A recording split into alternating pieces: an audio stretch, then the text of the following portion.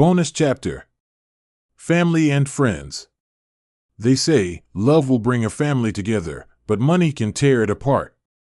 Whether it's loaning money to family, financial infidelity, or doing business with friends, people won't always agree when it comes to financial matters. That's why you should use caution when mixing family and money. Arguments over money often ruin relationships.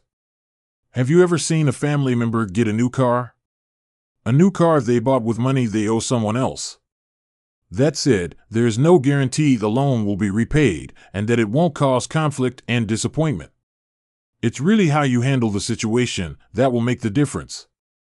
Money is an emotional subject, so communication is key. Don't make money a thing that no one talks about.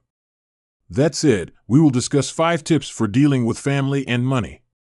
Use these tips to avoid potential conflicts and resolve any issues related to family and money. 5 tips for dealing with family and money. Number 1. Just say no.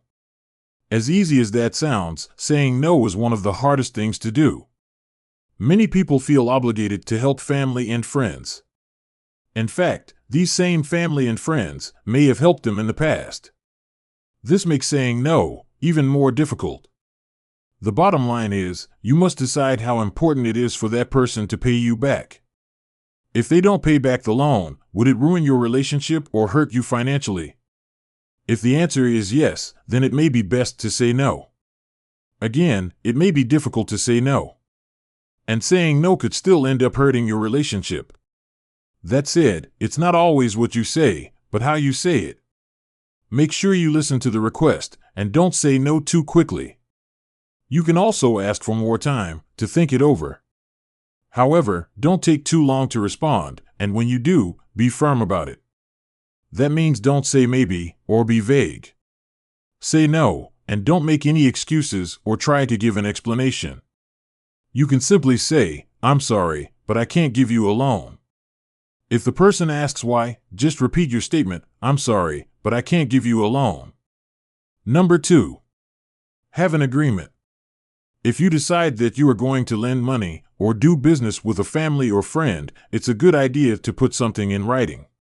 Again, this can be a touchy subject, but it's really best for everyone. It does not have to be a long, drawn-out contract.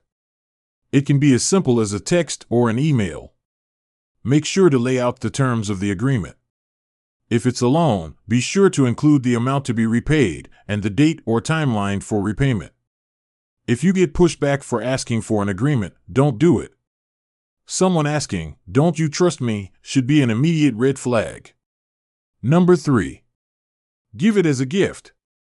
If the relationship is important to you and you are doubtful you will be repaid, think of the loan as a gift. A gift does not have to be paid back, and if they do pay you back, that's just a bonus. This will save you the stress of worrying about being repaid. No one wants to be the person nagging someone about the money they are owed. You can also consider giving less than the loan amount. For example, maybe they ask you for a $500 loan. Instead of loaning them $500, maybe you can give them $100 as a gift. In most cases, the person will be happy you tried to help. Number 4. Communicate. If a relative or friend has borrowed money from you but hasn't repaid you, address the issue as soon as possible. Decide quickly whether you're going to seek repayment or consider the loan a gift.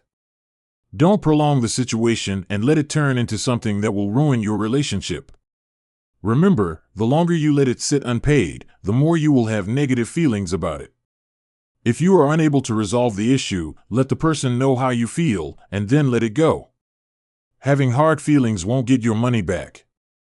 That said, I would recommend not loaning that person money again. Number 5. Fool me once, shame on you. Fool me twice, shame on me. If a relative or friend has borrowed money and hasn't paid you back, I wouldn't recommend loaning them money in the future.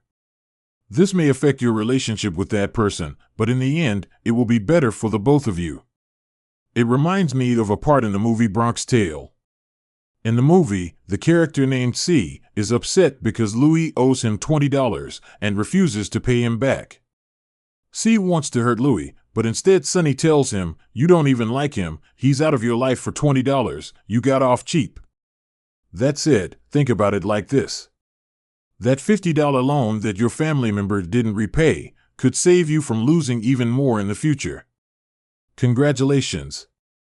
You have completed Money is a Thing, Life Tools and Cash Rules.